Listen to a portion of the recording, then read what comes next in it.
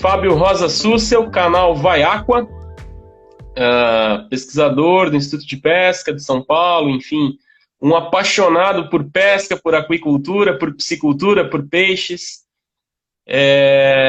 Dizer que é uma honra, Fábio, ter uma pessoa como tu, assim, próximo da gente, tá? Uma pessoa que a gente pode ligar, mandar uma mensagem, tirar uma dúvida, compartilhar um problema, um desafio. É um grande prazer aí, tá? A gente ter essa proximidade e poder contar com a tua presença hoje, tá? Então, oficialmente aí, quero te dar uma boa noite. Boa noite, Giovanni. Eu que agradeço pela oportunidade, tá?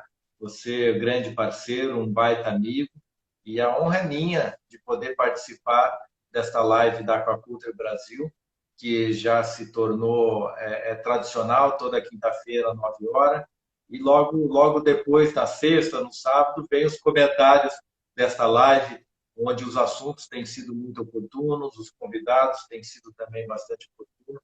Então, é uma grande satisfação minha poder também estar colaborando com as lives da Aquaculture Brasil. Quero que você saiba, Giovanni, que uma coisa que eu gosto muito de fazer na minha vida é colecionar ídolos, admirar pessoas que realmente fazem a diferença naquilo que se propõe a fazer em suas respectivas áreas, respectivas especialidades, seja no meio artístico, cultural, esportivo, mas especialmente aquelas situações relacionadas à atividade a qual eu me encontro envolvido. E, no caso, o agronegócio, a produção de alimentos de forma geral. E você é uma dessas pessoas que eu coleciono, que eu admiro, né? Porque, de certa forma, tem deixado, sim, a sua contribuição para a nossa atividade. E uma outra coisa também que eu aprecio muito nesta nobre arte de viver é os encontros, as oportunidades que a vida nos oferece, né? Eu acho que quando você começou o seu projeto de comunicação, eu também comecei o meu, mas a gente ainda não se conhecia, né? E depois que a gente passou a se conhecer, que a gente passou a ter contato, e podemos dizer que somos referências em nossas respectivas áreas. Poderíamos ficar a noite inteira aqui falando de lambari, de camarão marinho, e agora também de garopa, né? Estou encantado com o teu projeto de garopa aí. E estamos aqui para falar de comunicação, né? Dois doutores especialistas e falando de comunicação, né? Ou seja, cara, a gente ousou sair da nossa zona de conforto e para deixar uma contribuição para o setor produtivo. E, de certa forma, nesses poucos aí, 5, 6 anos que estamos fazendo isso, de certa forma, alguma contribuição eu creio que a gente já deixou.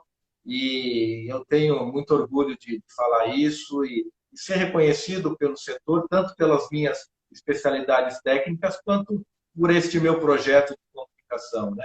Então, eu acho muito legal nós dois aqui hoje falando de comunicação, né? Comunicação.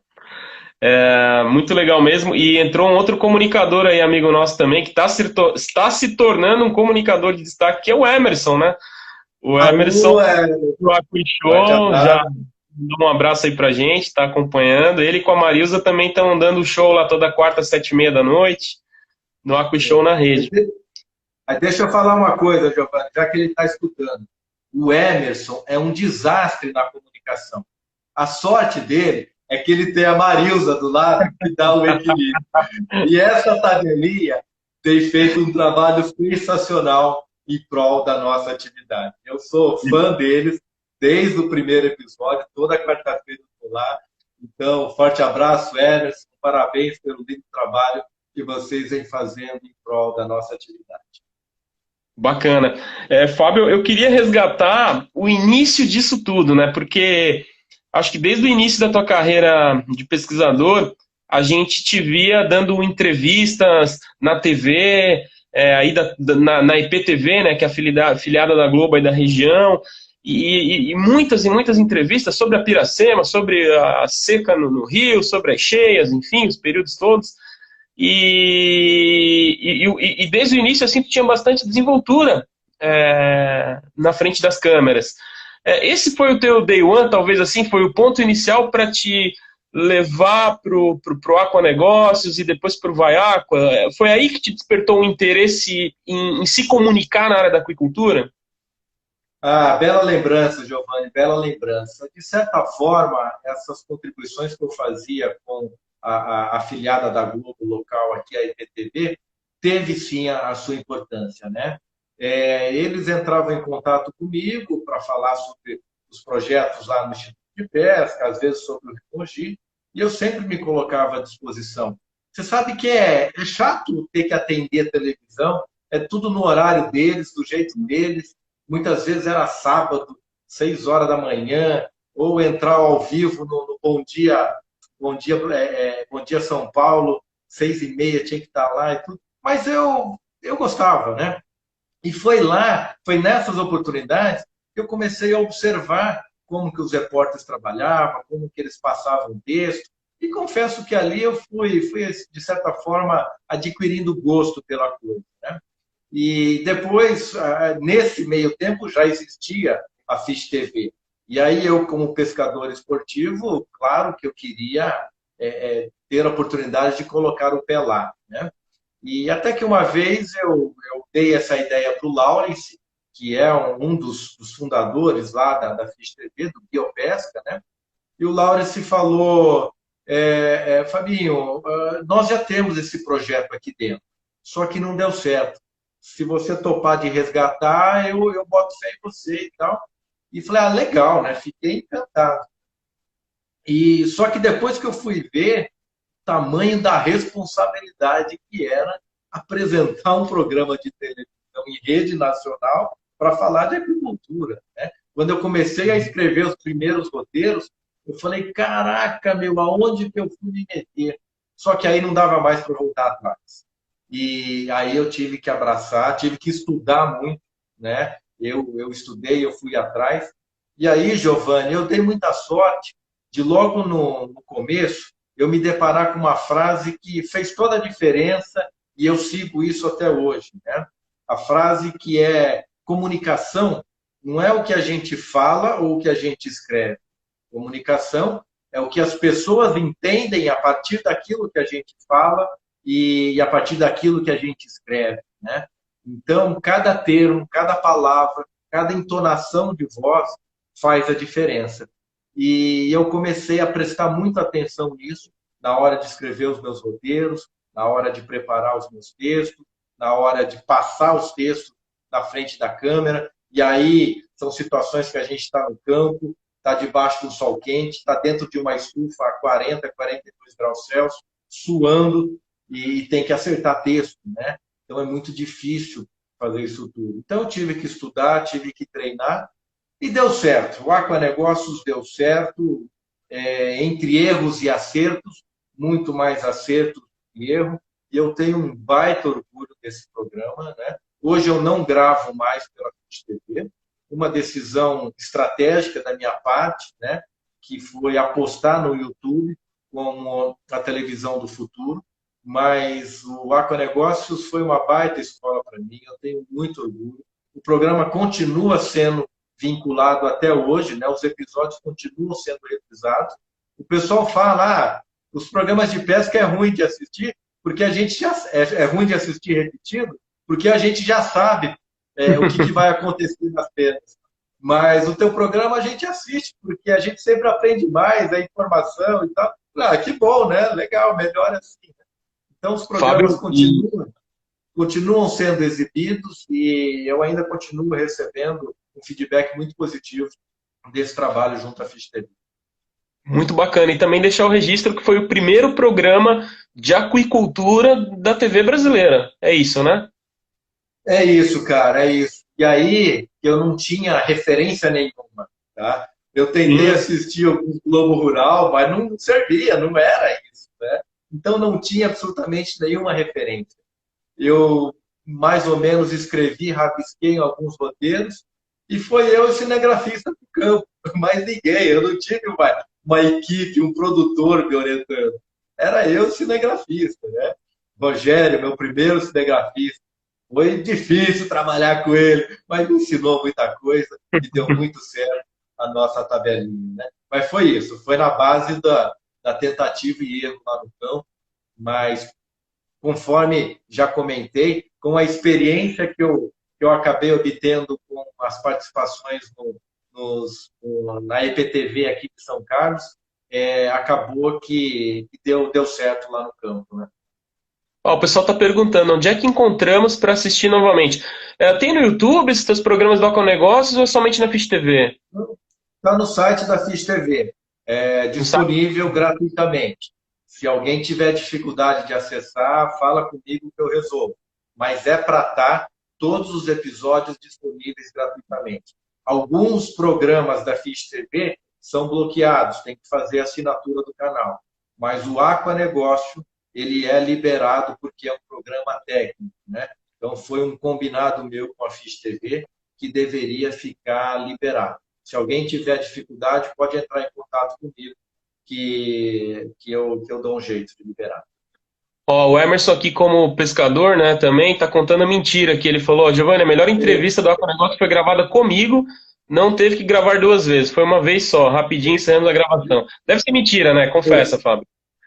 Oh, ele e o Martim Copani tem que desligar o microfone, porque não para de falar, bicho. Não Claro que para de sai a falar. primeira vez. Desembesta a falar e não para mais. Abraço. Fábio, deixa eu te perguntar uma coisa, assim, eu quero fazer uma analogia, porque assim, o pesquisador e o professor pesquisador, enfim, ele se comunica, né, ele apresenta as suas inovações, os seus resultados, de suas pesquisas para a comunidade científica através de artigos científicos e outras publicações. Essa é a forma de um pesquisador, pesquisador se comunicar, digamos assim. E a gente sabe que isso fica distante do setor produtivo, distante do Emerson, por exemplo, que está aí participando bastante. Então, foi um pouco de ansiedade, Fábio, em levar a informação de maneira diferente para uma comunidade que tem carência por essas novidades na aquicultura? Foi, Giovanni, certamente foi. Isso aí é uma coisa que ficava muito engasgada comigo, né? Essa comunicação por meio de artigos científicos, que eu entendo, eu compreendo, de certa forma tem que ser daquele jeito. oitenta Uhum. por cento eu acho que tem que ser daquele jeito a comunicação científica. Só que somente ela não deve ser suficiente, não deve contentar o pesquisador. O pesquisador também tem que ter essa ousadia de comunicar à sociedade, de comunicar o público-alvo. É a sociedade que banca o salário dele, que banca as pesquisas dele. Então, é meio que obrigação ele traduzir aquele artigo científico em algo compreensível para a sociedade de modo geral e, em especial, para o setor produtivo, né? Essa tecnologia tem que chegar ao campo. E conforme eu já escrevi num artigo aí que nós publicamos na revista, que teve uma repercussão muito boa, eu recebi muitos comentários em meu e-mail, no meu e-mail por conta daquele artigo, né? Não basta comunicar cientificamente, né? O artigo ele é escrito para outro pesquisador ler e não para uma fábrica de ração e não para uma empresa interessada em nova tecnologia. Então, além de publicar o artigo, é obrigação, sim, encontrar outros meios de fazer com que a sociedade tenha conhecimento do que o pesquisador vem trabalhando, vem atuando e vem descobrindo. Porque daí, Giovanni, aí não precisa bater esse desespero que bateu nos últimos anos de tentar mostrar para a sociedade que a pesquisa é importante. Claro, Sim. as universidades, os pesquisadores não conversavam com a sociedade, né? Ninguém sabia o que eles faziam, ficavam lá blindados no mundinho dele. Aí começou a cortar a bolsa, bateu aquele desespero. Olha, a pesquisa é importante. Claro que pesquisa é importante, mas vamos deixar a sociedade saber o que a gente está fazendo e a importância dos nossos trabalhos, né? Perfeito. Então, certamente foi uma ansiedade minha, assim, e acabou se tornando um projeto bem maior do que isso. Agora, quando a gente fala em se comunicar com a sociedade, vamos nos colocar dentro do agro, né? A gente puxa aí o agronegócio, mas a gente estamos no agronegócio. E a impressão que dá é que o agro ele se comunica muito bem com o próprio agro, né? E agora a gente está no momento da gente se comunicar com a sociedade. Bom, o agronegócios é um exemplo muito claro que a gente já conversou aqui. Agora, do teu ponto de vista, assim, quais estratégias para que a gente possa nos comunicar melhor com a sociedade, com os consumidores de pescado, enfim, o que a gente pode fazer para melhorar ainda mais essa comunicação? Obviamente que não é só com uma enxurrada de lives, né, que está acontecendo por agora, dos artistas e da aquicultura que a gente está vendo, mas são várias estratégias, né? Na tua opinião, quais são as mais importantes? Exato, Giovanni. A gente se comunica muito bem dentro do nosso mundinho, né? E para te responder, eu digo para você que 60% do agro é pós-porteira, tá? Então, nós estamos nos comunicando muito bem dentro do mundinho que representa só 40%, né? Então, veja a importância de a gente buscar estratégias para ter uma comunicação fora do nosso universo, né? E eu penso que a principal estratégia seja a gente mostrar para a sociedade o que é realmente a nossa atividade de uma forma com fórmulas de comunicação. Porque comunicação tem forma. Comunicação, Uhum. como você disse, não é ligar o webcam aí do celular e estar ao vivo na internet, né? Exato. Comunicação é muito mais do que isso. Então, comunicação tem fórmula, tem cor, tem tamanho de fonte, se é caixa alta, se não é, tem o tipo de fonte, tem entonação de voz, tem a simpatia da pessoa que comunica e assim por diante, né? Então, nós temos que agora procurar nichos, procurar caminhos para mostrar para a sociedade o quanto a proteína aquática é sustentável, é amiga do meio ambiente, e mostrar principalmente o que é a nossa cadeia produtiva, né? De modo que o consumidor realmente saiba o que é a proteína aquática. Para você ter uma ideia, uma outra referência, o consumidor não sabe ainda distinguir lá na gôndola ou lá no cardápio de um restaurante se o pescado é da aquicultura ou da pesca. Para ele, Não. tanto faz, né? E isso é um erro. Aliás, Giovanni, aí é um erro ainda mais embrionário, né? Porque nós ainda insistimos em dividir as duas coisas. Quando proteína aquática tem que ser uma coisa só. Exato. Seja pesca, seja da aquicultura, seja importado, seja nacional, seja peixe ou seja camarão, é proteína aquática. É assim que as demais cadeias produtivas nos enxergam. Então, nós temos que ter esse entendimento que pescado da aquicultura versus pescado da pesca comercial tem seus problemas particulares, tem seus desafios particulares, que são completamente diferentes. Mas na hora de comercializar é uma coisa só, é proteína aquática, né? Então a gente tem que se aproximar mais do consumidor para que ele tenha esse perfeito entendimento de tudo que está envolvido nesse grande universo da produção de organismos aquáticos, né? E lembrando, Giovanni, que nós não temos, por exemplo, alguns entraves que outras cadeias têm. O frango, né, que tem esse mito de hormônio, leva cacetada para todo lado, até hoje leva cacetada por conta disso. A carne bovina, que costumam vincular com o desmatamento da Amazônia e tal. Nós não temos esses desafios.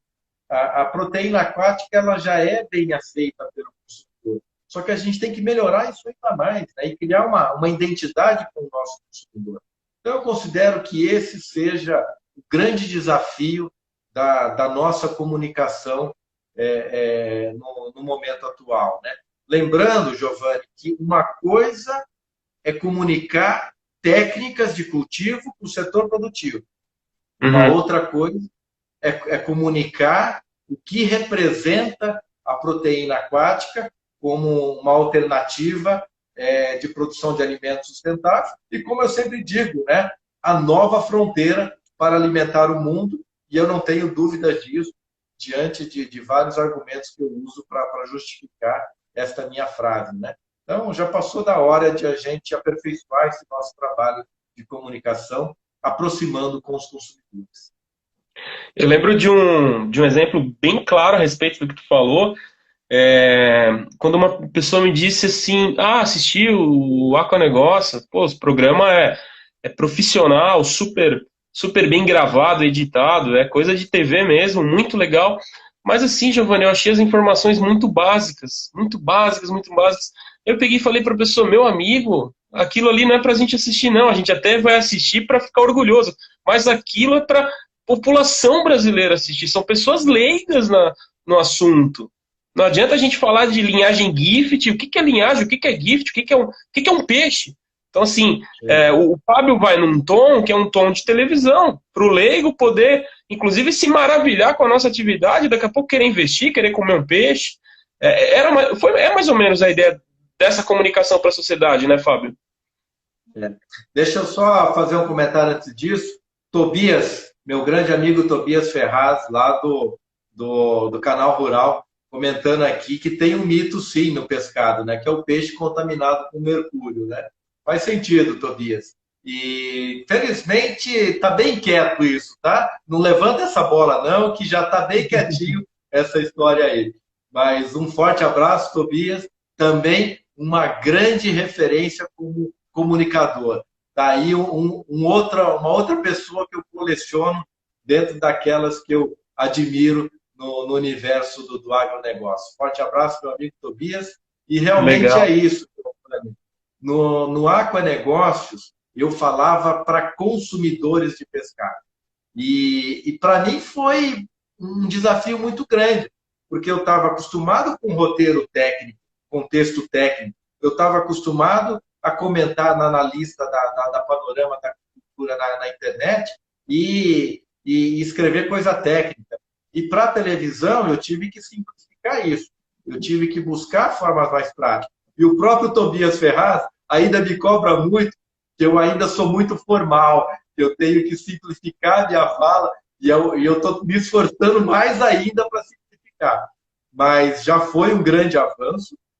E no caso do Aquanegócios, eu imaginava a pessoa, no seu momento de lazer, assistindo televisão. Ela queria, o desejo dela é escutar algo fácil, algo agradável, não algo que tenha que ficar tendo que raciocinar para entender, né? Uhum. Então, era proposital. Já o Vai Aqua, no YouTube, aí é completamente o inverso. Aí é nichado, aí eu falo para o público de aquicultores, de proteína aquática, né? Aí o tempo é o mínimo possível, né? Lá no Aquanegócio eu tinha 24 minutos. Então eu tinha que gastar esses 24 minutos. Então o programa começava com uma garça voando bem lentamente, uma música. Se eu colocar uma garça voando agora no YouTube, a pessoa desiste na hora, não vai nem continuar os próximos segundos. Então o YouTube é uma forma de comunicação. Eu tive que desaprender tudo para reaprender a me comunicar no YouTube, né? Que é uma enxurrada de informação, é cortar o respiro, né? A edição corta, às vezes, o meu respiro para a coisa ficar mais dinâmica, né? E o menor tempo possível. 3 minutos, 4 minutos, é esse o tempo que a pessoa tem para assistir o YouTube, né? Então mudou tudo. Então, tinha aqui uma pergunta justamente para te fazer a respeito da diferença desses dois projetos de comunicação. Do Aquanegócios, que era um projeto vinculado à Fish TV, né, que é uma empresa importante de comunicação na área da pesca do Brasil, e o Vai Aqua, que é um projeto teu, particular, né, qualquer coisa tu me corrige, e é algo assim que está nascendo, começou do zero e tu está fazendo esse programa, essa empresa, essa marca ficar forte a nível de Brasil, né? Diferente da Fish TV que já existia. Então, assim, fala um pouquinho assim do Vai Aqua, a diferença nos projetos de comunicação, enfim. Como eu já comentei bastante do Aquanegócios, é mais estratégico gastar energia agora com o Vai Aqua, que é um projeto a médio e longo prazo, né? É claro que eu precisei trocar a visibilidade que eu tinha na Fish TV, com milhões de pessoas me assistindo, mas que me trouxe muito retorno até aquele momento, né? E eu achei que eu poderia partir para algo mais ousado. Então, eu perdi visibilidade, tá? Mas para ganhar credibilidade. Na verdade, apostar num projeto de médio a longo prazo, né? Então, no caso do Vaiaca, eu não estou sozinho, né? Nós somos uma sociedade de 3 pessoas. Sou eu, o Beto, que é o cineasta, da AP Filmes, né? Uma produtora, um cara que tem equipamentos sensacionais, que manja muito de captação de imagem, sensacional o trabalho dele. E o Rodrigo Facundes, que é o jornalista, que é o produtor, que por coincidência, Giovanni, trabalhava na IPTV, na redação da IPTV. Era Olha ele só. que ligava para mim para marcar pauta, né? Para a gente combinar a pauta. Depois ele foi para o campo, depois ele virou jornalista de campo, né? De rua e tal, fazendo cobertura de assuntos diversos, né? Então, gravou comigo várias vezes lá na Cachoeira de Emas. E na abertura da pesca de 2018, dia 1º de março de 2018, ele foi lá fazer uma cobertura da abertura da pesca no Rio Mogi, onde eu morava, ali em Cachoeira de Emas. E não foi para gravar comigo. Eles falavam, Fábio, já está muito repetido com você, tá? Hoje nós vamos falar com outra pessoa. Beleza, tudo bem. Mas eu estava pescando lá e o Rodrigo, fui lá, puxamos assunto e tal, tal. Ele me falou dessa ideia do YouTube. Falou, Fábio, televisão vai acabar. Eu estou dentro da televisão, mas vai acabar. Né? Não sei se é em 2 anos, em 3 ou em 5, mas TV aberta acaba. E que tal o YouTube? Primeiro ele falou que me assistia na Fish TV, eu fiquei mega feliz. Pô, o cara da Globo, né? Me assiste no Fish TV, que legal, né? E foi, eu gostei da conversa.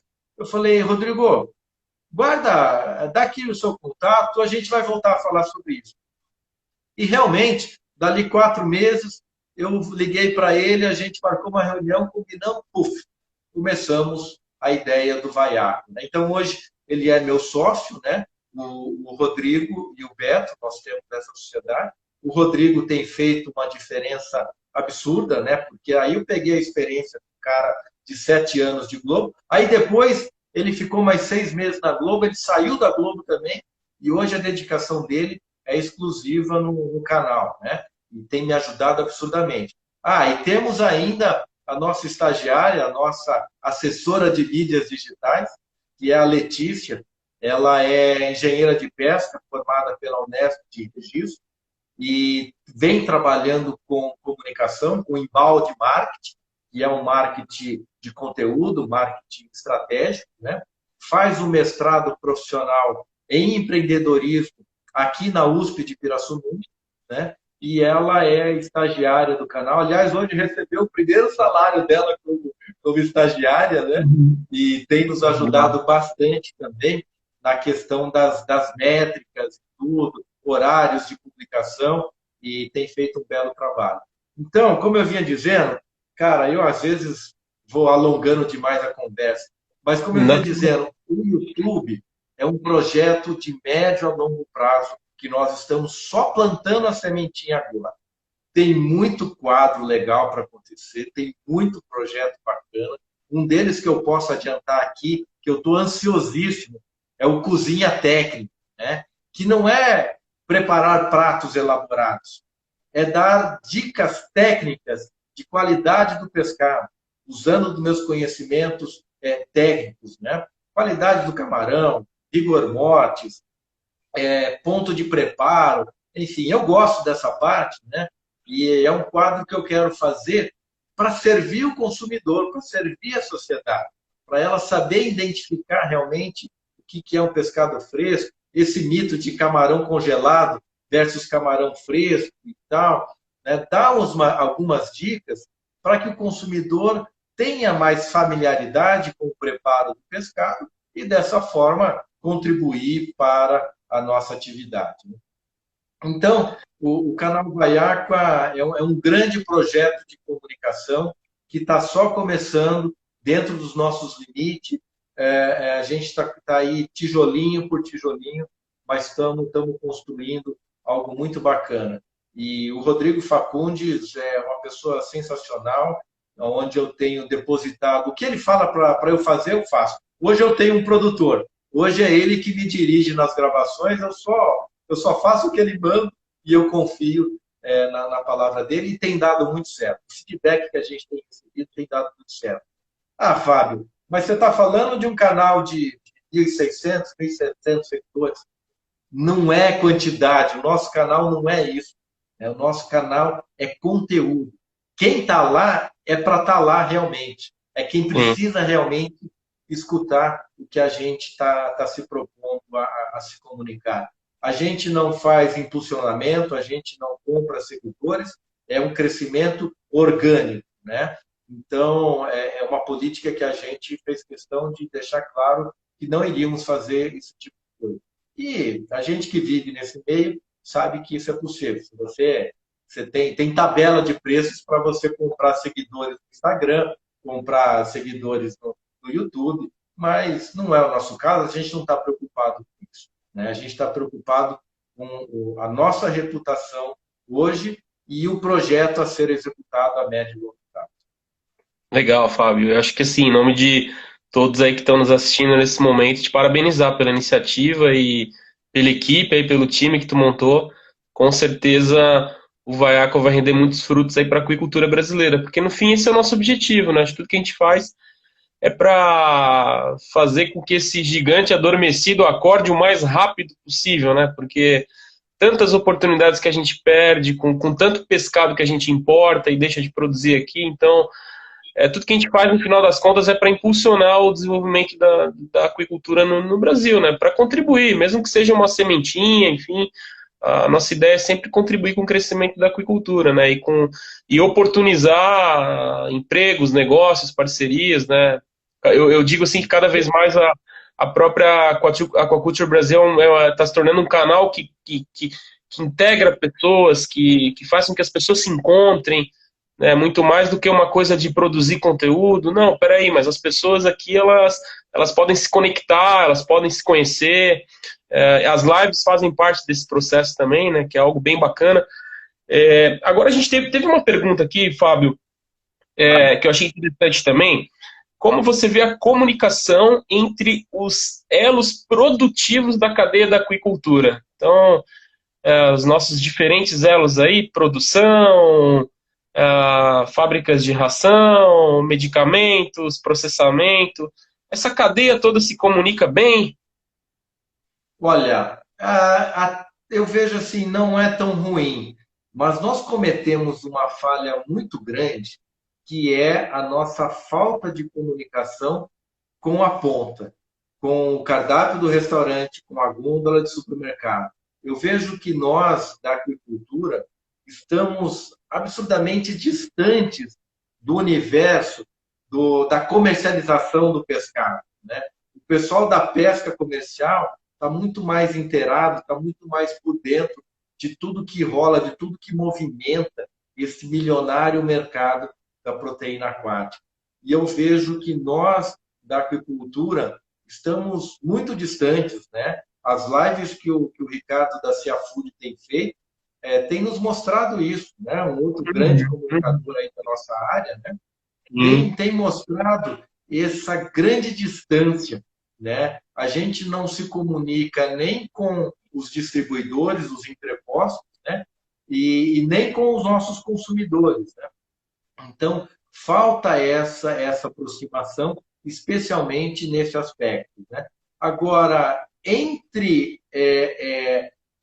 os elos de insumos, vamos assim dizer, essa comunicação é ótima, mas é aquilo, comunicação interna, falar mal do coisa que o outro vai concordar e falar bem da coisa que o outro também vai concordar, né? Então, essa daí ela não é proativa, ela não é produtiva, ela é boa. A gente, vamos dizer assim, não temos grandes rixas, não temos grandes embates dentro da nossa cadeia produtiva. mas a gente precisa comunicar fora dela, é o que a gente comentou já no começo. Será que não é um problema da própria visão que a gente tem de aquicultura? Porque o investidor, ele constrói uma piscicultura, ele se torna um piscicultor, ele faz todo o processo produtivo, e quando está próximo de despescar, é que ele vai pensar para quem que ele vai vender esse peixe. Ele não faz ideia para que mercado e que tipo de consumidor é que vai comer esse peixe que ele produziu. Claro, eu estou generalizando. Obviamente que hoje em dia não é bem assim, mas em geral, nos últimos 20 anos ou 30 foi bastante, né? A gente não se preocupa com a ponta. Assim, vamos pensar aí nos grandes, né, nos profissionais, né? Realmente faltam estratégias, e é isso que eu digo. Falta entender esse mercado. Vamos dar um exemplo clássico, filé de tilápia. Então, sempre focando em produzir filé, filé, filé. É gostoso? É prático? Claro que é. Mas é isso que o consumidor quer? É isso? Não, que ele quer, eu sei que ele quer. Mas é isso que ele pode pagar? Né? Uhum, E talvez por não. que não a ponta de tilápia? Por que não a tilápia de 300 gramas, né? O tambaqui de 400 gramas, retalhadinho? Né? A gente tem o costume de só produzir peixe gourmet, só produzir peixe para classe A e B, sendo que nós temos a classe C e D, que em termos de movimentação financeira é tão grande quanto a classe A e B, né? E a gente não olha a classe C e D, filé de merluza da Argentina, polaca do Alasca e panga do Vietnã, que estão Uhum. deitando e rolando no nosso mercado, né? Então, por que não olhar para a classe C e D e produzir um pescado mais acessível? Que seja panga, que seja bagre africano, que é um baita peixe, que Uhum. foi, infelizmente, foi queimado quando se introduziu ele aqui, né? Então, são estratégias que aí a comunicação está diretamente envolvida, que é entender a parte de comercialização, entender o que o mercadinho da vila quer. Né? As pessoas que moram nos bairros querem consumir pescado, mas elas não têm acesso a esse pescado. Né? Quando tem, é da pesca extrativa, muitas vezes, em condições muito ruins, que a experiência acaba sendo negativa, né? Mas se ela tivesse a oportunidade de comer uma posta de tilápia, uma tilápia de 300 gramas, de repente, sem os espinhos da dorsal, sem as nadadeiras, retalhado, um tambaqui retalhado, de repente seria uma boa oportunidade, um bom nicho, e aumentaria o consumo de pescado, né? Fábio, bom, comunicação e tem, por outro lado, tem o Fábio pesquisador também. As perguntas vão chegando. A gente, não é que a gente não queria falar do lambari, não é que é isso, né? Porque quando a gente fala em lambari, os olhos do Fábio brilham, né? Não é que a gente não queria falar, mas o pessoal tá mandando pergunta e eu também tô com uma coceira para te perguntar sobre isso. Então, teve uma pergunta aqui, ó. Bom, vamos lá. O que te Vamos lá. faz brilhar o olho para o lambari? O que te faz puxar, ó, para essa espécie? E também perguntou aí qual outra que te chama a atenção. Vamos lá, Fábio. Uns 3 minutinhos de lambari aí para ver Vamos se lá. a gente mesmo vai investir aqui em Santa Catarina nisso. Vamos lá. Pois é, cara, e por coincidência, Santa Catarina me surpreendendo sempre, cara. A demanda aí para lambari é um negócio absurdo, especialmente na região litorânea, onde o clima é menos frio, né? Como tem demanda para lambari. Hoje eu mandei no correio um kit de reprodução induzida para Balneário Camboriú. O endereço do cara era Avenida Oeste. Eu acho que é lá, encostado na praia, e o cara comprando o DVD e o kit de reprodução induzida do lambari. Olha só que coincidência, né? Bom, o que me faz brilhar os olhos para o lambari? Poxa, é uma baita espécie. Eu olho pela quantidade de carne que ele coloca por metro quadrado por ano. Eu olho para Mais a óbvio, né? produtividade dele. Aquela Oi? perguntinha, mas é um peixe muito pequenininho, Fábio. Aquela velha pergunta. E aí o que que tu responde? Quanto que ele deixa por metro quadrado por ano, né? Que é Exato. mais do que uma tilápia, que é mais do que o pacu, guardadas as devidas proporcionalidades, os mesmos sistemas de cultivo, né? Ele deixa a mesma quantidade de carne, só que em 3, 4 ciclos por ano, né? Dando mais rotatividade, né? Então, isso sem melhoramento genético, sem uma ração especial para ele, que ainda não temos isso comercialmente, né? Então, é um peixe que tem, sim, um potencial muito grande e o valor agregado. Para isca viva, não tem para ninguém, só que isca viva é um comércio regionalizado, São Paulo, Mato Grosso do Sul, agora Mato Grosso, Goiás, tem muito a expandir lá para o norte, que ainda se usa pouco lambari na pesca esportiva, e depois o mercado de petisco, que esse sim não tem limite, né? E, infelizmente, nós estamos esbarrando na questão de inspeção sanitária, né? Vários projetos começaram e desistiram quando chegaram nessa parte de inspeção sanitária. A hora que vai pedir no órgão do Estado uma inspeção, eles não têm profissional habilitado para dimensionar um frigorífico para lambari, eles pedem um frigorífico para tilápia, ou ainda um frigorífico igual o de frango, né, para abater lambari. E aí o orçamento fica inviável, né? Então, a gente, infelizmente, ainda estamos esbarrando nessa questão, mas eu tenho batido firme. É uma questão de honra para mim, até porque eu tenho uma patente da máquina de visceral lambari, que saiu aí de Santa Catarina, da Branco Máquina, né? Então, eu não vou deixar isso morrer por conta dessa limitação, não. Eu, paralelamente, eu venho desenvolvendo algumas estratégias para pegar pesado nessa questão e desenrolar de uma vez por toda essa questão da inspeção sanitária no lambari para petisco. E olha só, olha o outro desafio. Ó. Eu achei que a gente ia ficar numa live, eu achei que seria a primeira live da história, que nós não tocaríamos na palavra bioflocos. E eis que alguém pergunta, lambari em biofloco. Então, né, Olha, vamos lá. O que tu acha? vamos lá. Eu nunca vi, nunca fiz, nunca vi ninguém que fez, mas vai, claro que vai, Horas. Por que não vai? Agora, bioflocos, nós estamos falando de um sistema intensivo. No caso, quando eu falo de lambari no sistema RAS ou no sistema aquapônico, eu estou falando de 1.500 a 2.000 lambaris por metro cúbico. Tá? Então, esse lambari não vai crescer comendo flocos bacterianos. Tá? Não vai ser isso que vai fazer o lambari colocar peso. Né? Então, vai ter que dar ração para esse lambari crescer. O que ele vai crescer é a partir da ração. O flocos bacteriano vai estar fazendo o trabalho de remoção dos compostos nitrogenados, proporcionando qualidade de água adequada para o desenvolvimento do lambari. Né? Então, dentro dessa premissa, eu não tenho dúvida, claro que dá certo o bioflocos. Agora, não espere que o bioflocos irá contribuir na questão alimentar do lambari, porque trata-se de uma forma intensiva de se produzir, onde o que vai fazer o peixe crescer realmente é a ração fornecida aí. Em viveiros de terra, qual é a densidade, tempo de cultivo e peso final?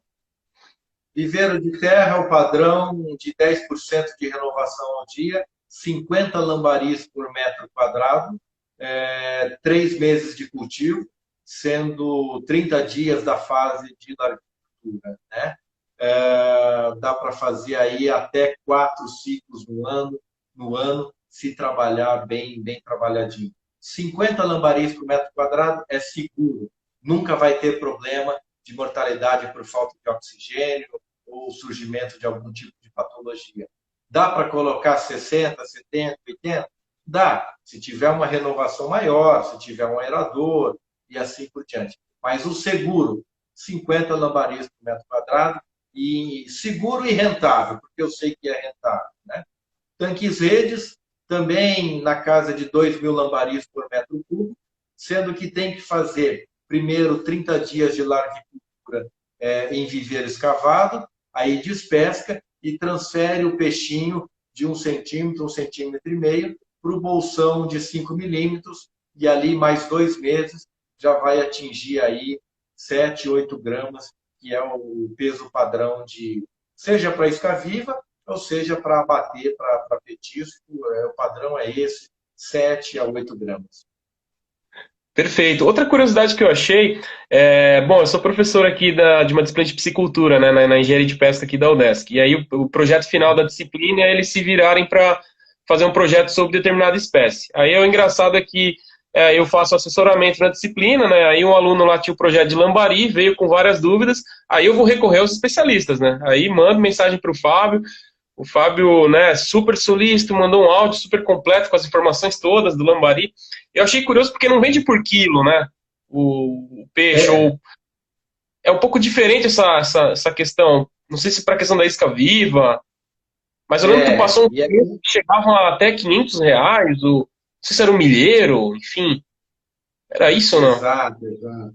Ainda, quando foi terça-feira, o Alex Augusto, né, o professor Alex, que está lá na Secretaria Especial de Agricultura e Pesca, lá em Brasília, coordenando lá a cadeia da pesca continental, né?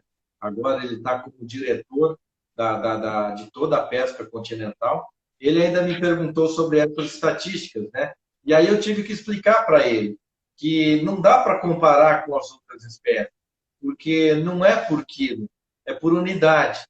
Tem um Uhum. trabalho da CAT aqui no estado de São Paulo, que é a espécie mais reproduzida, é o lambari. Tá, óbvio, né? Porque não dá para comparar com a reprodução do pacu, até mesmo da tilápia, né? Porque a quantidade de indivíduos de lambari que a gente reproduz realmente é muito grande, mas fica difícil quantificar isso, mensurar isso, na verdade, não quantificar. Fica difícil mensurar o tamanho desse mercado, né? Porque hoje o que prevalece é a venda por dúzia, por cento, por milheiro, né?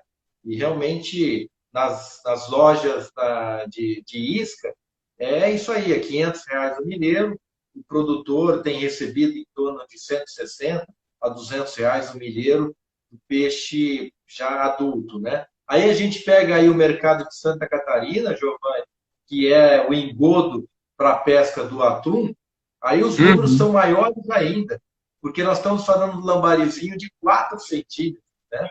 Então, cada navio que vai fazer a pesca do atum sai com 1 milhão de lambaris na tina, né? Que é o compartimento onde eles guardam essas iscas vivas, né?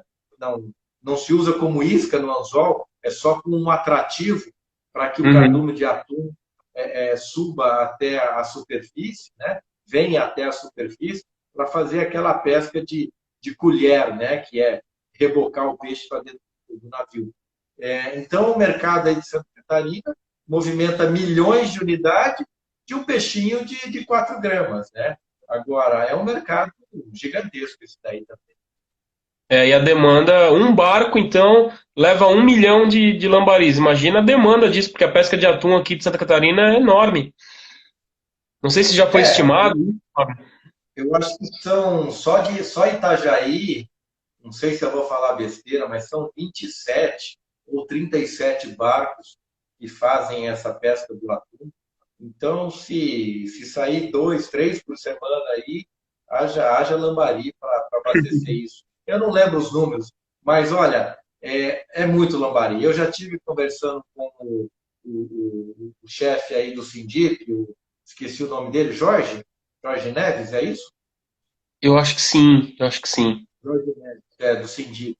Nossa, os números que ele apresentou para mim, Jorge, nós não dá conta de abastecer tudo isso, não. Mas vamos tentar, vamos começar, né? E já tem muita gente produzindo aí lambari para essa finalidade, né? E maluco, Giovanni, que eles têm aí em Santa Catarina tem dificuldade de fazer a desova, a reprodução. Então, grande parte sai daqui de São Paulo, sai lá de Buritizal, na divisa com Minas, né? O caminhão sai com 8, 10 milhões de microalevinos de lambari, descarrega aí próximo a Itajaí e volta aqui para São Paulo, né? Então, veja o tamanho desse mercado, veja o que acontece no meio desse mercado do lambari, né? Movimenta a economia aqui de São Paulo e a economia aí de Santa Catarina também. Muito interessante. Fábio, a gente tem mais uns 10 minutinhos e já que a gente falou de lambari, pelo menos em 5 minutinhos, aí o pessoal também mandou algumas perguntas, a gente precisa falar da interiorização da produção de camarão marinho, especialmente no estado de São Paulo, que é teu estado, onde tu acompanha mais a fundo, né, essa, essa revolução que está acontecendo, digamos assim, na aquicultura paulista, com os projetos de produção de vanamei longe do mar. Como é que está assim, a situação atual, os principais desafios, mercado? Tem projetos já, né, como a Aqualuz bem estabelecidos, outros iniciando. Como é que está esse cenário aí? Olha, eu começo respondendo da seguinte forma: o pacote tecnológico ainda não encontra-se formatado. No entanto, os resultados preliminares são extremamente otimistas, né?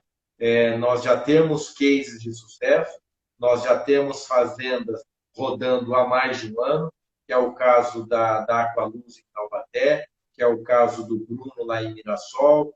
Eu já dei um bom começo no Instituto de Pesca, né, aqui em Pirassununga. Agora estou tocando um projeto aqui em Lene, que é pertinho de Pirassununga, que também já agora a gente acertou a mão lá, está indo bem. É um projeto que tudo indica que a gente vai despescar o primeiro ciclo nos próximos 15 dias, mas é um projeto em escala comercial. Não é caixa d'água, não é tentativa de quintal. É uma estrutura realmente já comercial. Então, a coisa está bastante otimista.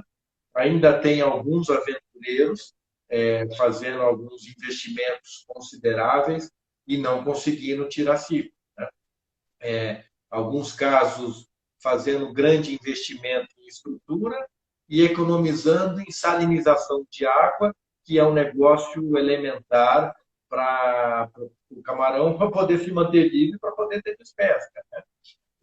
Então, assim, tem iniciativas de todo tipo, mas a coisa vem sendo aperfeiçoada e eu acredito muito, deposito muito minhas fichas nessa nova oportunidade. Estamos muito perto de formatar esse pacote tecnológico, especialmente o pessoal da Aqualuz lá em Taubaté. Uns resultados, assim, surpreendentes, né? Se a gente conseguir imprimir esses resultados numa escala comercial, olha, realmente são resultados sensacionais, né? Então, eu acho que é um movimento que não tem volta, isso vai acontecer, mais cedo ou mais tarde vai se consolidar essa produção aqui. Eu acho que numa das lives aí vocês. Justo na live com o Dalton e com o Daniel, Não né? dá A nossa produção aqui em São Paulo, eu fiz um levantamento no final do ano passado do Itamar, eu cheguei no número de 22 toneladas por ano. Pouco, sim, muito pouco, pensando no tamanho do mercado. Mas já saímos do zero, já demos o primeiro passo, né? Que Eu legal, acho Fábio. que, eu acho que a tendência é crescer muito, é se consolidar muito, mas eu falo para todo mundo, eu desanimo muita gente que tenta me contratar como consultor, né? Olha, é negócio para profissional e exige alto investimento. Se vier com um pensamento pequeno, com um olhar pequeno, não vai dar certo. Infelizmente, não vai dar certo, né? Então, eu prefiro ser franco e sincero já logo na primeira conversa, para que a pessoa não fique criando expectativas sobre o negócio, né? É extremamente técnico, tem que ter um consultor especialista para tocar a produção, exige dedicação full-time, um outro técnico para cuidar da produção lá 24 horas, e exige alto investimento, né? Não adianta você querer produzir 200, 300 quilos por mês, a roda não gira, a conta não fecha. Então, já tem que começar um certo nível aí, pensando grande, né? Fábio, uma dúvida que eu tenho com relação a mercado. Seguramente pelo tamanho do mercado do estado de São Paulo, enfim, grande São Paulo ali, capital. Tem muito mercado de nicho também, onde o valor agregado pode ser bem significativo. Exemplo de como vende a Aqualuz o seu camarão. Mas, por outro lado, São Paulo é um mercado que recebe muito camarão de todo o Brasil, né? Camarão do Nordeste hoje entrando no Sudeste Sul a R$ 1 a grama, enfim. O futuro desses camarões que estão sendo produzidos nesses projetos de São Paulo, que são projetos com custo de plantação mais alto e custo de produção mais alto também, o futuro desses camarões, de fato, assim, é um mercado diferenciado, já que estão extremamente frescos e ao lado do maior centro consumidor do país? A ideia é por aí. Ótima pergunta, Giovanni. É muito maluco, cara. Eu ainda não consigo entender isso. Ah, tem camarão do Nordeste, tem camarão aí de Santa Catarina. Felizmente vocês estão voltando com toda a força à produção aí. Mas não chega para nós, cara. Não tem camarão fresco aqui. No interior de São Paulo não tem. Tem lá na capital, que é um absurdo de caro. Mesmo assim, é um produto meio fresco, né? E eu não consigo entender isso. Será que é tão difícil pegar um caminhão lá do Nordeste, frigorífico, tal e tal, e não precisa ser o camarão fresco não congelado? Pode mandar camarão congelado, eu prefiro camarão congelado, aliás, né? Mas acontece Uhum. que não chega, né? No interior de São Paulo não tem. Ribeirão Preto, Campinas, são metrópoles, cara. Tem muita gente disposta a pagar por um camarão de qualidade e não tem. Eu vou para essas cidades, que está a 100 quilômetros aqui de Pirassununga, se eu tenho uma meia horinha de tempo, eu vou no supermercado só para ir na peixaria, só para ver o que tem de diferente. E não tem camarão fresco. Tá? Então, precisamos entender o que acontece. Por isso que eu considero estratégico ter essa produção local, né? Mesmo num custo elevado. O nosso custo de produção aqui está na casa de R$ 22, R$ 23, que é o preço de venda lá no Nordeste. Aliás, lá deve estar R$ 18, R$ 19. Só que o nosso preço de venda aqui é na casa de 40, 45, R$ 50 camarão. Então, Uhum. nessa lógica, claro que vale a pena, né? E só que a gente tem que ter essa produção e colocar no mercado para sentir, que é o que eu estou passando nesse momento agora. Agora eu vou ter um volume e eu vou sentir qual é desse mercado. A Aqualuz, tudo que eles produzem, vendem na propriedade. Eles Uhum. estão Fácil. relativamente tranquilos, nesses preços que eu te falei. Né? Então, a gente precisa ter uma produção em escala para saber se isso vai se confirmar na prática, né? Que é fundamental. Se for para vender a 30, já não fecha a conta. Aí dá prejuízo.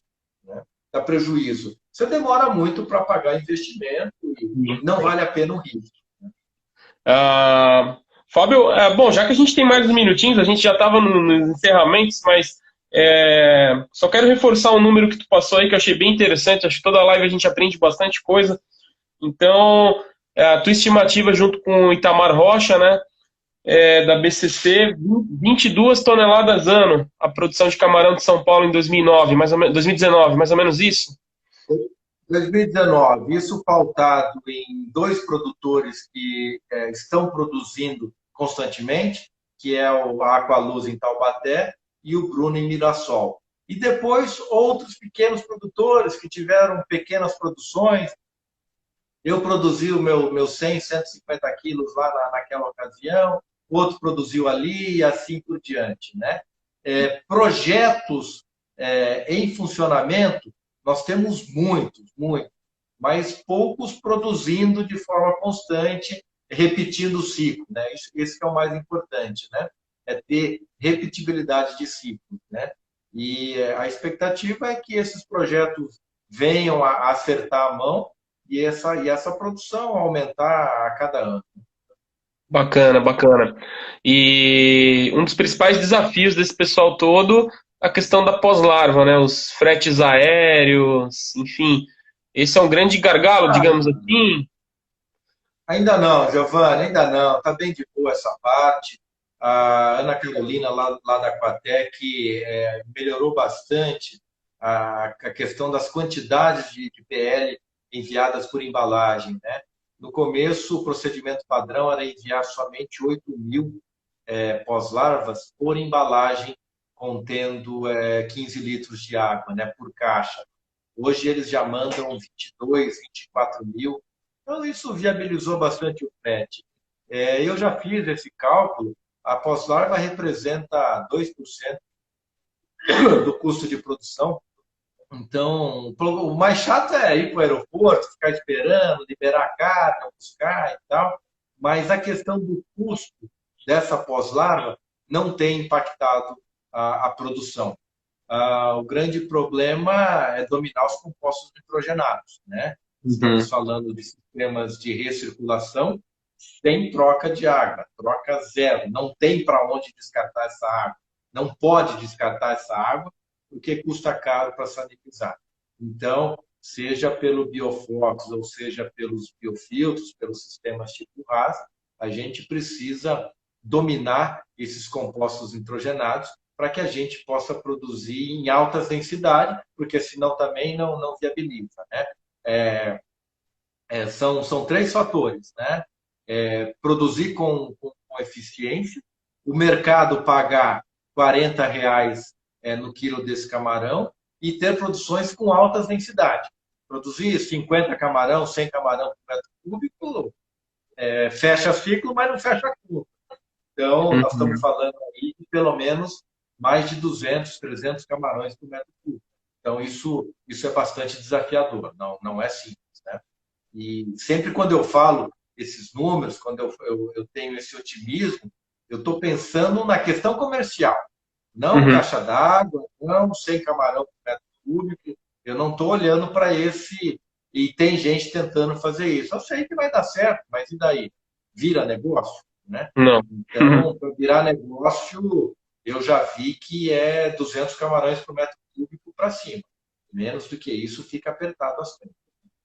Mas aí quando tu fala num custo de produção por volta de R$ 22, que eu acredito que seja isso mesmo, né? Até o próprio pessoal da Aqualuz que está acompanhando nos falaram isso da última vez, e um preço de venda de R$ 40 tá bom demais, né? Você tem aí quase 100% de rentabilidade. Tá bom, Giovanni, mas a gente tem que ver se vai ser realidade, né? Não é lindo os números, as expectativas, mas nós temos que produzir 2 toneladas, 10 toneladas, 20 toneladas e sentir qual vai ser a reação do mercado. Eu acho que espaço-tempo, que como eu disse na live antes de a gente encerrar aqui, né? Ribeirão Preto não tem camarão fresco, Campinas não tem, São José do Rio Preto, Marília, Bauru, Sorocaba, nossa, é muita gente. A densidade populacional é muito grande. É muita gente disposta a pagar por um valor diferenciado. Mas a gente precisa confirmar isso na prática. Senão vai ser sempre um nicho de mercado. E eu não Uhum. quero que seja um nicho. Eu quero que seja um negócio além do nicho. Né? Fábio, como é que tá a questão de licenciamento ambiental aí para carcinicultura marinha interior?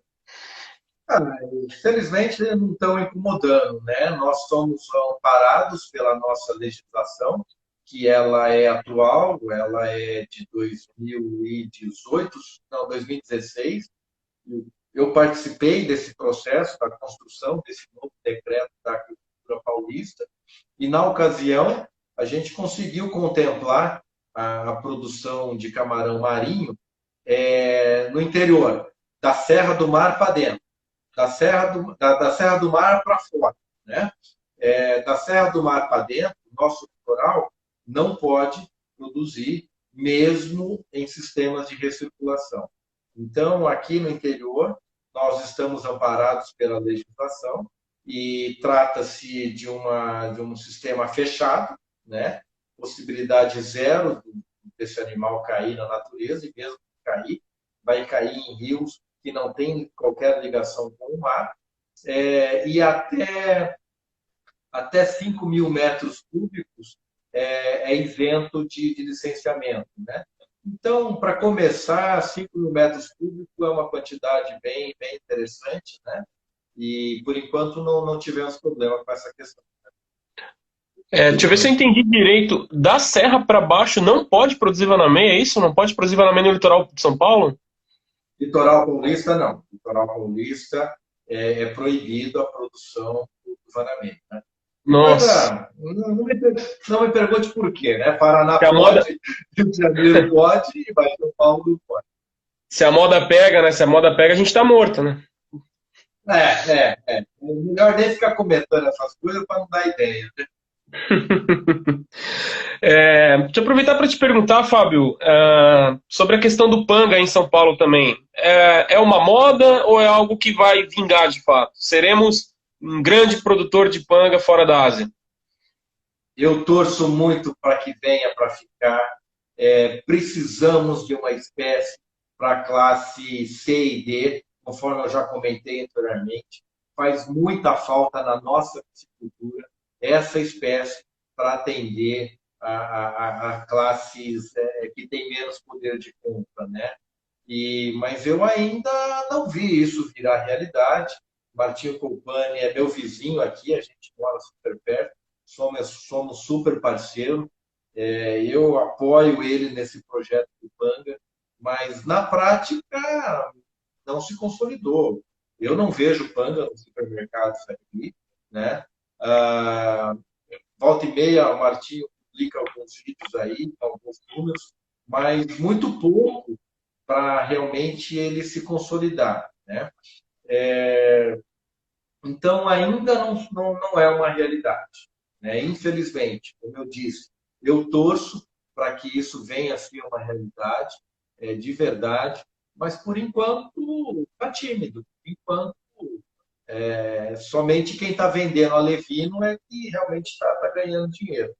As minhas experiências não foram positivas quando eu tentei criar lá na minha unidade de pesquisa, os resultados não foram bons. Aonde eu toco o projeto de camarão, antes ele tinha uma produção de panga lá, dentro de estufa e tudo, não deu certo, os resultados foram bem ruins, né? Ainda um peixe muito gordo, né? Mesmo um peixe de 800 gramas, com muita gordura no músculo, fica forte na hora de comer. Então, assim, ainda não se consolidou. E uma pena, porque eu estou torcendo, porque faz muita falta a gente ter uma espécie para atender esse público da classe C. Uhum. A gente, antes de começar a live, a gente estava conversando sobre produção de garopa, né? Tava te passando algumas coisas aqui desse teste Isso. que a gente está fazendo aqui no Sul. E a tua visão, assim, com relação à piscicultura marinha no Brasil, no Brasil. Poxa, tantos países produzem peixes marinhos e a gente não produz aí praticamente nada. Tem dois guerreiros aí, o Cazu, o Cláudio Donei, mais talvez uma meia dúzia, mas é uma oportunidade que a gente deixa passar, Fábio, não produzir peixes marinhos? Eu acho que se tivesse que ter políticas públicas para focar, devíamos focar nas espécies continentais. A nossa produção de peixes marinhos, mesmo no mundo, né, ela é nichada, né? Realmente para atender pequenos nichos de mercado lá na Europa, para os auratas lá, dourada, limpado, o sistema de RAS, mas sempre muito nichado, exceto o salmão, e aí é uma outra história, né? Uhum. Esse sim consegue produzir em volumes e fornecer para o mundo, né? Um baita exemplo, aliás, de agricultura, de piscicultura, né? Agora, no nosso caso, do Brasil, eu já acreditei, já depositei minhas fichas e eu não tenho expectativas de que a gente venha a ser um grande produtor mundial. As espécies marinhas são delicadas, exceto aí o lance da garopa, do que eu tenho acompanhado dos seus resultados, são extremamente surpreendentes, né? Pelo menos para mim, que estou acompanhando de longe, quem sabe aí pode abrir uma nova oportunidade e não se configurar somente como um nicho, né? Nós temos uma limitação, você sabe muito bem, que é a larvicultura das espécies marinhas, né? É bem Uhum. mais complicado do que das espécies de água doce. Isso acaba encarecendo o preço do alevino e tal. E depois eu vejo uma certa sensibilidade das espécies marinhas para se adaptar aos sistemas intensivos de cultivo, né? O bijupirá, que é uma espécie que eu acreditava cegamente, né? É inconstante. Uhum. Tem ano que arrebenta, tem ano que os números são sensacionais, e tem ano que não produz nada, que entra doença, que entra patógenos, e, enfim, acaba sendo uma inconstância. Vai sempre continuar existindo. No caso aí, o Cláudio Tonet, um guerreiro, o casulo, mas me parece que vai ser sempre nicho de mercado, né? Quero estar enganado, quero estar muito enganado, quero estar enganado no panga, quero queimar minha língua com panga e quero queimar minha língua com espécies marinhas também. Mas se fôssemos pensar em políticas públicas para produzir proteína aquática realmente fosse, penso eu que o foco deveria estar nas espécies de água doce. Bacana. Fábio, eu queria voltar assim. Engraçado que a gente voltou para fazer um encerramento e a gente começa a conversar, não para mais. Mas tem E uma. era para a gente falar de publicação, então tá na veia falar de produção, né? Não tem Nada a ver. Não, você tem que falar. Igual a história do Biofloco lá que veio. Bom, teve que ter uma pergunta sobre isso, ok. Mas quero voltar para a comunicação, tá? Tentar traçar um paralelo aí sobre duas situações que estão ocorrendo e te fazer um questionamento em cima disso. Bom, estamos aí em meio a essa pandemia, tudo mais, com essa questão do isolamento, e aí a gente tem uma das coisas bacanas da nossa área são os eventos, como a FENACAN, a Aquishow, outras feiras que estão surgindo. E, bom, o fato é que o tempo está passando, a gente está chegando quase na metade do ano, e a gente não sabe ainda como é que a gente vai ter que se comportar frente a essa pandemia nos próximos meses. E esses eventos aí são eventos presenciais, né? Também não sei assim até que ponto as empresas estão dispostas, são as empresas que no fim bancam esses eventos, não sei até que ponto elas estão dispostas a fazer essa aposta para eventos que a gente não sabe como é que vai ser.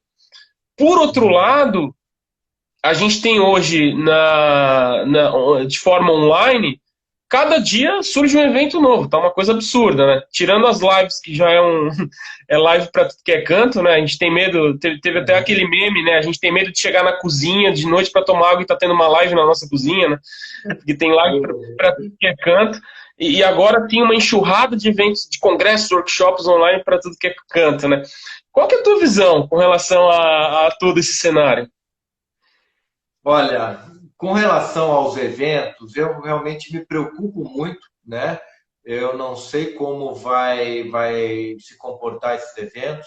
Eu queria ser mais otimista, mas eu confesso que eu me preocupo bastante, porque esse novo normal, as próprias pessoas, mesmo que esteja autorizado a fazer evento, né? De certo modo, vai haver resistência da participação presencial, especialmente daqueles que fazem parte do grupo de risco. Então, é muito incerto, Giovanni. Não dá para saber o que vai acontecer na semana que vem, nem daqui a 2 semanas, nem daqui a um mês, nem daqui a 3 meses.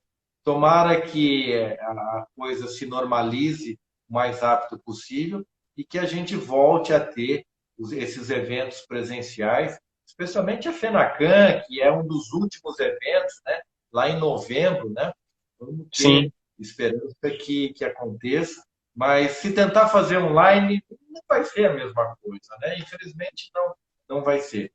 Agora, quanto às lives, realmente é um excesso de live. Eu acho que não é fazer live não é somente convidar uma pessoa e sair fazendo. Existem muitas questões relacionadas, especialmente quando empresas expõem o seu corpo técnico, de certo modo, forçando o seu corpo técnico a fazer uma live, né? Às vezes o cara é bom, gerente ali, ele é bom como funcionário da empresa, executa muito bem a sua atividade, mas ele não tem o dom para fazer uma live. E aí que, da mesma forma que pode dar certo, pode dar errado, né? O tiro pode sair no pé. Então, eu acho que tem que ter muito critério por parte de empresas que não são de comunicação, né? É importante deixar isso claro, né? Isso não se enquadra a Aquaculture Brasil, não se enquadra a Seafood Brasil, não se enquadra ao Paulo, lá da Aquiplan, lá de Goiás, não se enquadra o Aquishow na rede, né?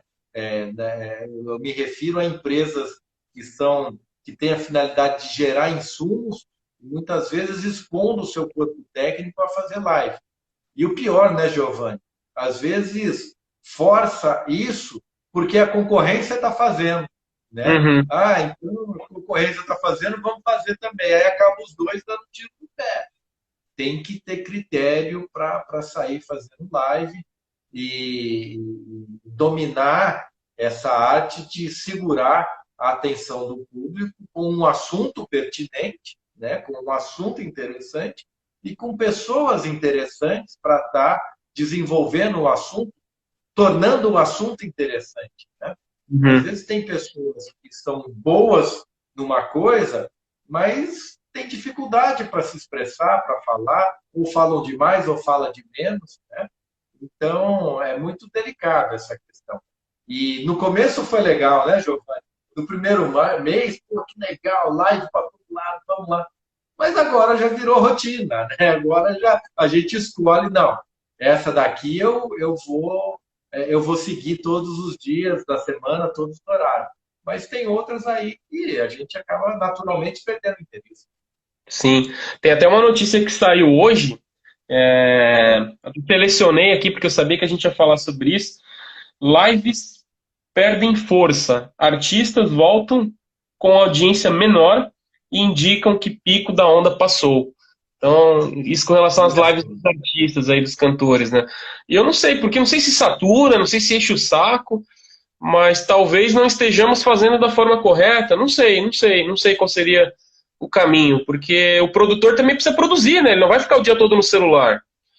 Pois é, pois é. Eu acho que é as duas coisas, satura e deixa de ser novidade, deixa de ser algo interessante, né? Sobre as lives dos artistas aí, eu lembro que as pessoas ficavam postando nas redes sociais, né, a foto da televisão, uma taça de vinho, uma cerveja, como se Coisa estivesse boa. fazendo um programa sensacional, né? E agora a gente já não vê mais, é tipo, meu, não tem mais graça isso, né? Então Sim. eu acho que quem conseguiu surfar na onda, os primeiros, surfou bem, beleza, e agora parece que já não vai ser por aí. E aí, Giovanni, veio um negócio muito maluco relacionado à comunicação, que é comportamento de consumidor. Cara, essa pandemia trouxe uma chacoalhada no comportamento do consumidor que é algo nunca visto antes. Já era um negócio difícil de se prever. Agora é totalmente imprevisível, né? O comportamento de consumidor hoje é diferente do comportamento da semana que vem e assim por diante. Então não existe uma tendência, né? O que existe é você acreditar em uma coisa e focar naquilo e não querer de repente sair surfando na onda. Não é todo mundo que tem essa habilidade de dropar uma grande onda aí e se dá bem, né? Às vezes pode levar um caldo, né? O André Muniz está comentando, a Metallica às segundas no Facebook, recomendo. Enfim, eu vou recomendar para ele uma live do meu Flamengo ganhando do Fluminense dele. Uma live não, aliás, sim, eles estão passando jogos novamente, né? E é isso que eu quis me referir. Eu estou ansioso aqui para ver a retrospectiva do Palmeiras campeão mundial, né? Vamos ver quando que vai sair aí. Pois é, essa aí vai ser difícil. É, Fábio, pessoal, antes da gente, poxa, sempre que posso, a gente procura responder todas as perguntas, tá? Então eu já vi que ficou uma aqui atrás, da Rafael Bezerra, então vamos lá, antes da gente encerrar, também se tiver mais perguntas, pessoal, aproveitem, mas tem aqui a do Rafael, pelo menos eu lembro que a gente não mencionou. Então vamos lá. Ele pediu para te falar um pouco sobre a viabilidade das espécies carnívoras pelo Brasil. Ele comenta assim: parece que só pessoas agregadas a frigoríficos conseguem se manter com espécies carnívoras. Giovanni, não fecha a conta, né? Eu lembro desde a minha graduação, meu orientador, o professor Ricardo Pereira Ribeiro, é igual criar onça, né? É difícil, do ponto de vista de nutrição, de fisiologia da nutrição, né? É difícil fechar essa conta. Uma exceção aí deve ser colocada, que é o exemplo do salmão, né? Com muita pesquisa, com muito melhoramento genético, com muita nutrição, conseguiu fazer uma espécie aí com um hábito muito próximo de carnívoro, né? Salmão entra como carnívoro, né, Giovanni? Sim, sim. Sim, bem carnívoro, bem carnívoro. E fiabilizou, conversões alimentares aí de 1 para 1, não precisa falar mais nada. Sim. Mas no nosso caso aqui no Brasil, eu não vejo nenhuma espécie nossa de água doce, né? Essa conta sendo fechada. A única que talvez fecharia é a traíra, né? Já que aqui temos um mercado muito grande para essa traíra. Só que ela é tão carnívora, que ela come as outras traíras também, e daí não sobra nada da produção. Então, infelizmente, eu não consigo vislumbrar uma espécie da nossa piscicultura que venha se consolidar no nosso mercado, tendo o hábito, sendo carnívoro, né? Preço da ração e assim por diante. O pirarucu é outra decepção enorme da minha parte. Eu apostei demais, eu tentei trazer para cá, tentei criar, e aí alguém acabou de perguntar aí o pirarucu, né? Cara, É, não fechou a conta. Hoje produz a R$ 11 o quilo para vender a 12.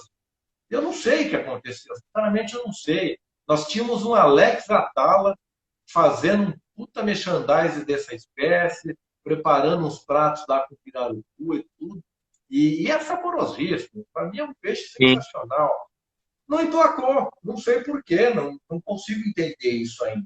Pode ser que venha emplacar. Há 5 anos, 8 anos atrás, 5 anos atrás, nosso problema era levino, era semente. Não, a hora que a gente resolveu o problema da reprodução e tal, resolvemos, ninguém segura o pirarucu. Hoje não é mais problema a questão de alevinos. Hoje está sobrando alevino no mercado, né? O Espírito Santo produz, até aqui em São Paulo, lá no Noroeste, perto de Santa Fé do Sul, já teve gente conseguindo tirar uma turma de alevino. Não reprodução induzida, né? Mas colher nuvem e fazer a desova. É Então, o- a conta não vem fechando, infelizmente. Mas ainda não desanimei do pirarucu, não, porque o bicho é um trator, né? Mas, infelizmente, a hora que teve o volume no mercado, o mercado não absorveu. Essa foi a questão. O Francisco Medeiros, que é nosso amigo, né, presidente executivo da PeixeBR, ele comentou numa live que ele fez com a gente que parece que os planos lá de manejo do pirarucu selvagem acabaram dando muito certo. Então, hoje em dia, compensa muito mais comprar o da pesca, e é o que a Elvânia colocou aqui ó, no comentário, né? Compensa o de manejo da Amazônia. Por outro lado, o André Muniz falou ó, que a Cevale, lá de Palotina, está processando pirarucu oriundo do Centro-Oeste. Então, aí deve ser de cultivo, né? Enfim. Eu vi aqui agora a mensagem do André Muniz aí, eu não sabia dessa informação. Numa dessa, vira negócio, né? A Cevale tem uma pegada diferente, né, de comercialização, de repente faz umas porções diferentes e vem a dar certo. A questão do manejo lá no norte, tá sendo eficiente, lindo o trabalho lá que vem fazendo. Merece aplausos em todos os sentidos. Mas eu creio que o volume não seja tão grande assim. E é um volume que tradicionalmente fica lá no norte mesmo. Eu estou falando de pirarucu aqui no sudeste, que é onde está concentrada a maior quantidade de bocas famintas para apreciar uma espécie tão nobre quanto o pirarucu, né? Então, eu estou falando de produzir lá no Centro-Oeste e mandar para cá, para a gente consumir aqui. E é essa conta que fechou, né? Que foi uma grande surpresa minha. Produzir pirarucu aqui no Sudeste, não recomendo. Uhum, Tem gente que está falando que está produzindo, que está conseguindo, mas não é comercial a coisa. É produção uhum, de pequena escala. Agora, lá no Centro-Oeste, pronto, já não é problema engordar pirarucu.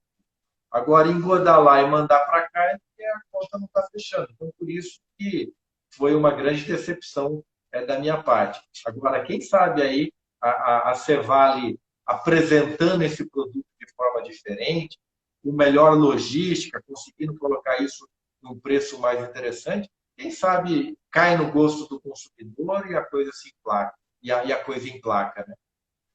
olha só, deixa eu te colocar numa saia justa, não, mas deixa eu te fazer uma pergunta aqui. Aproveitar que o André Muniz está aí, e o André já é nosso sócio das lives, ele comenta bastante.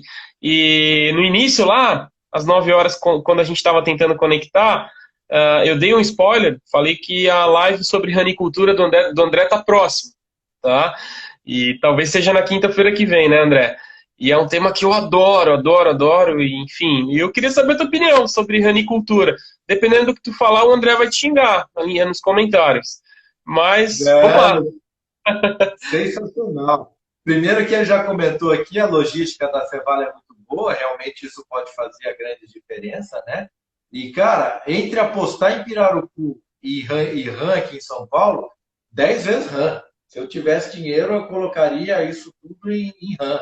Não tenho dúvida. Eu sou fã demais, tanto da criação quanto de consumir uma RAM, né? Eu acho que, apesar de ser um produto que sofre mais rejeição de consumidores, mas eu acho que é mais fácil explorar uma produção de RAM aqui em São Paulo do que uma produção de pirarucu. De tanto nichos que nós temos para o consumo de RAM aqui em São Paulo. Quando eu trabalhava na Supra, em 2002, 2003, no norte do Paraná, eu atendia alguns anicultores e nós tínhamos um problema muito grande de bactérias, né? E era um grande desafio a criação de RAM. Parece que isso hoje já está bem superado. Eu conheço um produtor aqui de Mogi Guaçu e que ele fala, não tenho problema nenhum com isso, não. Tudo que eu produzo aqui, a mortalidade eu não tenho. Às vezes eu produzo muito e tenho dificuldade para pôr no mercado, mas a parte de produção está dominada. Também aí aqui estão vendendo a 40, R$ 45 o quilo, né? E tem dado muito certo. Eu sou fã de RAM. Uma coisa que eu vou ter a hora que eu tiver o meu canto é produção de RAM e de jacaré. Particular, só para mim, mas eu vou ter isso porque eu sou fã demais dessas duas espécies. Mas aí separa, viu? Porque eu acho que os jacarés vão comer as rãs todas também. Eu vou pensar nisso, eu vou considerar isso. Fábio, cara, então assim, se não tiver mais nenhuma pergunta aí do nosso público, né? Primeiro que queria te agradecer. Sem dúvida, né? O tema principal foi a gente falar de comunicação e foi muito legal, assim, a live fluiu muito bem, né? O nosso bate-papo fluiu super bem, especialmente por aqueles atributos que tu colocou, né? De uma live, de um entrevistado, enfim, né? Não adianta eu te fazer uma pergunta, se tu me responde em 10 segundos, eu tô ferrado. Agora, se tu fala meia hora, a gente também tá ferrado e o pessoal não vai ter saco para ouvir. Então, questão de Sim, timing, questão de, né, de saber como conversar, como responder, acho que foi, poxa, bem, bem interessante, porque a gente tem um público fiel aí que ficou desde o início até o final. Eu adorei, eu aprendi muito contigo hoje. E, na verdade, queria deixar esse espaço, assim, para te fazer um encerramento, falar um pouquinho dos projetos futuros aí do Vai Aqua, tá? Assim, o que que vocês estão tramando aí para 2020 ainda, pandemia, pós-pandemia, 2021, tá? E deixar também uma mensagem final e queria agradecer a todos os amigos que estão aqui com a gente desde o início, né? São pessoas que toda semana estão nos assistindo, estão participando, a gente fica honrado com a presença de todos vocês aí. maravilha, Giovanni. Que maluco, né? Começamos falando de comunicação e paramos em RAM, né? E, por sinal, despertou muito interesse aí. Eu estou vendo os comentários aí. Tem Sim, abatedor de rã em Goiás, o problema o entrave é mercado. André, eu vou participar dessa live aí e nós vamos discutir essa questão aí do mercado para rã aqui em São Paulo. E muita gente comentando aí, o Francisco lá da PGR, um dando muitos abraço. parabéns. Que legal, que bacana ter gente nos acompanhando aí, comentando sobre nossas atividades. Sobre os planos do Vai Aqua, como eu tinha comentado na live que nós abrimos anteriormente, né? É um projeto a médio prazo. Nós víamos, Giovanni, voando baixo, cara. Putz, já tinha evento confirmado, já tinha gravação confirmada, episódio para gravar. Aí entrou a pandemia, foi aquela cachoeira de água fria, né? Então, sentimos bastante essa pandemia e já estamos ajustando a ela, já estamos aprendendo a conviver com essa questão da pandemia. Já voltamos a gravar essa semana, né? E agora a gente vai enfrentar, né? Dentro das limitações, mas nós já traçamos planos para enfrentar essa pandemia e conviver. Assim como a carcinicultura aprendeu a conviver com a mancha branca, nós temos que aprender a conviver com o coronavírus. Eu imaginava que essa pandemia ela teria efeito sobre nós pelo menos por mais 6, 7 meses, né? Eu escrevi um artigo técnico semana passada prevendo os impactos disso, mas hoje eu já revi os meus conceitos e essa pandemia ela vai impactar nossas vidas pelos próximos 10 anos, pelos próximos 15 anos. Não que nós vamos ter que conviver esse tempo todo com o vírus, mas sim que as mudanças impostas por ela nesses 2 últimos meses, muita coisa vai ficar por muitos e muitos anos, e aí que a gente tem que aprender a conviver com essa nova realidade, com esse novo normal, né? Que é como o Ricardo da Ciafu tem falado. Né? Uhum. Então, buscar novas estratégias, se reinventar, tendência é um negócio que não existe mais, e cada um vai ter que se recolocar no mercado novamente, se reposicionar no mercado, e uma coisa que não vai mudar é o consumo de alimentos. Né?